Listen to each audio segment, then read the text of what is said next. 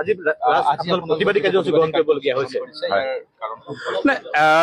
আপোনালোকক মই তথ্যসহ দেখুৱাইছো এইখন অসম চৰকাৰে প্ৰকাশ কৰা ৰাজপত্ৰ আৰু ইয়াত স্পষ্টকৈ উল্লেখ আছে যে সৰ্বশিক্ষাৰ অধীনৰ শিক্ষকসকলৰ কাৰণে ৩৫,০০০ পদ ৰাজ্যপালৰ অনুমোদন হৈছে।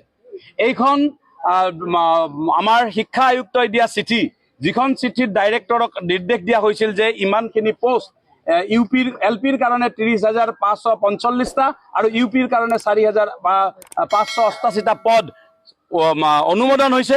পাৰ্চনেল পোষ্ট, এই পোষ্টখিনিত নিযুক্তি দিব লাগে।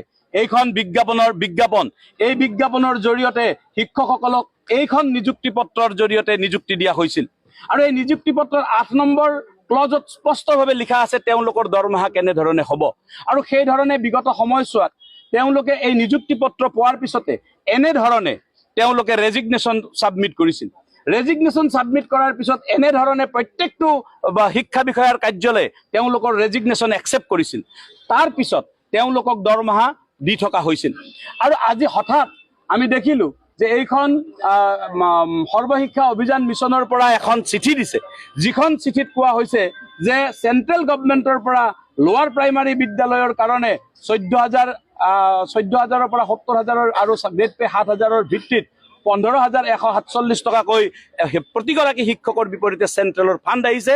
গতিকে এই চেণ্ট্ৰেলৰ ফাণ্ডটোক ব্যৱহাৰ কৰিবৰ কাৰণে টেম্পৰাৰী এৰেঞ্জমেণ্ট হিচাপে এওঁলোকক SNA পৰ্টেলৰ জৰিয়তে দৰমহা স্পৰ্টছ মডিউলৰ জৰিয়তে দৰমহা দিয়াৰ ব্যৱস্থা কৰিছে আৰু সেই ব্যৱস্থা কাৰ্যকৰী কৰাৰ কাৰণে অসম চৰকাৰলৈকে কৰা অনুৰোধ ভিত্তিত অসম চৰকাৰৰ স্কুল এডুকেশ্যনৰ আয়ুক্ত মহোদয়ে কি কৰিছে, এখন চিঠি আমাৰ ডাইৰেক্টৰলৈকে পঠিয়াইছে যে তেওঁলোকক তালৈকে পঠিয়াই দিব লাগে, তেওঁলোকৰ দৰমহা হ'ব। এতিয়া প্ৰশ্নটো হ'ল এই শিক্ষকসকলে ৰেজিগনেশ্যন দিয়াৰ পিছত কি কাৰণত আজি সৰ্বশিক্ষা অভিযান মিছনলৈকে চেণ্ট্ৰেল গভৰ্ণমেণ্টৰ ফাণ্ড আহিল? তাৰমানে তেওঁলোকক নিয়মীয়াকৰণ কৰা হোৱা নাই, এই কথাটো স্পষ্ট হৈ গৈছে। যদি নিয়মীয়াকৰণ কৰা হোৱা নাই তেওঁলোকৰ লগত আভুৱা ভৰা হ'ল কিয়? তেওঁলোকক 15,000ৰ পৰা 20,000 পৰ্যন্ত টকা তেওঁলোকে 11টাকৈ ইনক্ৰিমেণ্ট ছেক্ৰিফাইচ কৰি তেওঁলোকে ইয়াত ৰেগুলাৰাইজ হৈছে। গতিকে এতিয়া যদি কোনোবাই কয় যে তেওঁলোকে দৰমহাটো কেনেকৈ পাব, ক'ৰ পৰা পাব, সেইটো আমাৰ বিষয়, তেওঁলোকৰ বিষয় নহয়, সেই কথাটো আমি কেতিয়াও মানি ল'ব নোৱাৰোঁ। মোৰ একাউণ্টত পইচা সোমাব, মোৰ একাউণ্টত কেনেকৈ পইচা সোমাব সেই কথাটো আমি জানিব লাগিব আৰু আমি জানিব বিচাৰি গম পাইছোঁ যে আমাক এটা ভুল পদ্ধতিৰে যিটো পদত আমি পদত্যাগ কৰিছোঁ সেই পদলৈ অহা পইচাৰে আমাক দৰমহা দিব। আজিৰ পৰা 10 বছৰ পিছত যদি মোক এই প্ৰশ্নটো ৰাজ্য চৰকাৰৰ সেই সময়ৰ বিত্ত বিভাগে সোধে যে আপুনি যে এই 15,000 টকাৰ পইচাটো লৈছিল আপুনি পদত্যাগ কৰাৰ পিছত কিয় লৈছিল, সেই উত্তৰটো আমি কি দিম? সেই উত্তৰটো দিবৰ সময়ত আজিৰ যিসকল বিষয়া তেওঁলোকতো বিষয়া হৈ নাথাকে। আজি অসমৰ এনেকুৱা ঘটনা বহুত আছে, যিসকল বিষয়াই নলবাৰীত OBB এপইণ্টমেণ্ট দিছিল তেওঁলোকে সুন্দৰকৈ ৰিটায়াৰমেণ্ট লৈ বহি আছে, কিন্তু আজি আমাৰ শিক্ষকসকল কক বকাই আছে, এপইণ্টমেণ্ট পোৱা নাই। আজি এইসকল শিক্ষককো একে অৱস্থালৈকে লৈ যাব খোজা হৈছে। এওঁলোক ডলাৰ বগৰী নেকি? ইয়াত শিক্ষামন্ত্ৰী আজি কিন্তু কৈছে,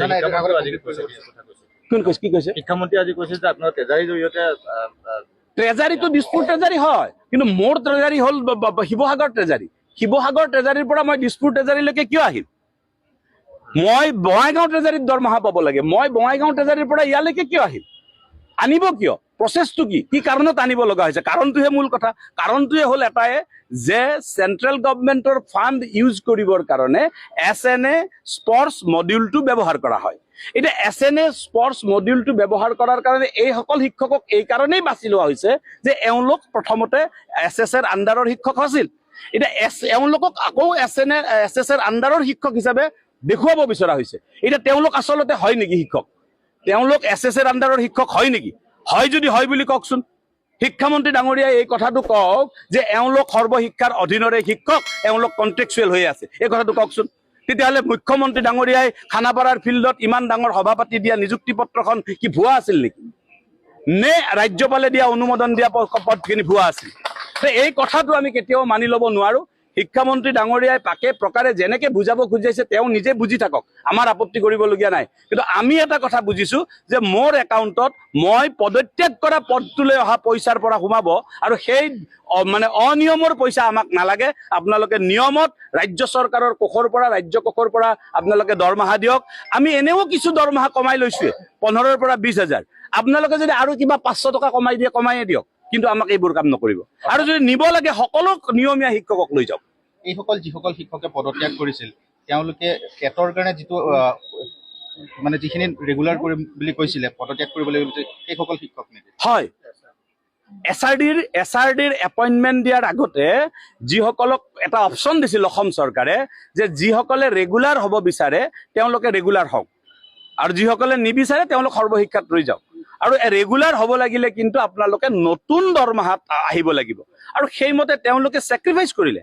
11 বছৰৰ সম্পূৰ্ণ 11 বছৰৰ ইনক্ৰিমেণ্ট তেওঁলোকে বাদ দি আহিছে, চিনিয়ৰিটি বাদ দিছে, বিভিন্ন ছেক্ৰিফাইচ কৰিছে। এটাই স্বাৰ্থ, সেইটো হ'ল যে আমি ৰেগুলাৰ হ'ব লাগে, আমাৰ ভৱিষ্যতৰ এটা সুৰক্ষিত হ'ব লাগে। এতিয়া অসুৰক্ষিত ভৱিষ্যতলৈকে তেওঁলোকক আকৌ ঠেলি দিয়া হৈছে, আৰু এই অৰ্ডাৰখনত কৈ থৈ দিছে যে আমি এইটো টেম্পৰাৰী এৰেঞ্জমেণ্ট কৰিছো, তাৰ মানে কেইদিনমান পিছত আকৌ কিবা বেলেগ কৰিব। এই ধৰণৰ কথাটো কেতিয়াও মানি ল'ব পৰা বিধৰ নহয়। মই মাননীয় শিক্ষামন্ত্ৰী ডাঙৰীয়াক এই কথাটোকে অনুৰোধ কৰিম যে আপুনি এজন অসমৰ প্ৰথমগৰাকী শিক্ষক কোন বুলি ক'লে সেই উত্তৰটো হ'ল অসমৰ শিক্ষামন্ত্ৰীগৰাকী। গতিকে মই শিক্ষামন্ত্ৰী ডাঙৰীয়াক অনুৰোধ কৰিম যে আপুনি শিক্ষকৰ দৃষ্টিভংগীৰে কথাখিনি কওক, মুখ্যমন্ত্ৰী ডাঙৰীয়াক এই বিষয়টো কওক, চেণ্ট্ৰেল গভৰ্ণমেণ্টক ক'ব লাগে, কাৰোবাক ক'ব লাগে, যাকে ক'ব লাগে কওক, শিক্ষকৰ দৃষ্টিভংগীৰে কৈ এই কথাটো নিশ্চিত কৰক যে শিক্ষকসকলে যেনেধৰণে এপইণ্টমেণ্ট পাইছে, এপইণ্টমেণ্ট লেটাৰত যি ছিষ্টেম আছে সেই ছিষ্টেমৰ জৰিয়তে তেওঁলোকে দৰমহা পাব। প্ৰথম কথা, এইসকল শিক্ষকৰ নিয়মীয়াকৰণৰ ক্ষেত্ৰতো এটা চৰ্ত বান্ধি দিলে চৰকাৰে। সেই চৰ্ত মানি ল'লে একাংশই, তাৰ পিছতো কিন্তু তেওঁলোকৰ যিটো ন্যায় বা তেওঁলোকে পাবলগীয়া যিটো, সেইটো কিন্তু সম্পূৰ্ণৰূপে নীতিগতভাৱে দিয়া নাই। চাওক, আমিতো ভবাই নাছিলোঁ, জনাই নাছিলোঁ। সৰ্বশিক্ষা অভিযান মিছনৰ পৰা যদি এই পদক্ষেপটো নল'লে হয়, আমিতো গমেই নাপাওঁ যে তেওঁলোকে আমি এনেকুৱা অৱস্থাত আছে। অসমৰ কোনো মানুহে গম নাপায়, নিশ্চিতভাৱে আপোনালোক সংবাদ মাধ্যমেও কোনেও গম নাপায় যে আমি সকলোৱে জানো তেওঁলোক নিয়মীয়া হৈছে, নিয়মীয়া শিক্ষক, আৰু সেই ধৰণে তেওঁলোকে দৰমহা পাই আছে। আমাৰ একেলগে আমি যি সুবিধা পাইছোঁ তেওঁলোকেও পাই আছে। কিন্তু হঠাৎ এই কথাটো আহি গ'ল যে তেওঁলোকক SNA পদ্ধতিত লৈ যাব, অৰ্থাৎ মানে স্কিমৰ আণ্ডাৰেৰে পইচা দিয়া যিটো পদ্ধতি সেই পদ্ধতিলৈকে যাব। এইটো কাৰণটো কি হ'ব পাৰে? কাৰণটো এটাই যে তেওঁলোক স্পষ্টকে মানে ইয়াত প্ৰশ্ন সোধাৰ কথাই নাই।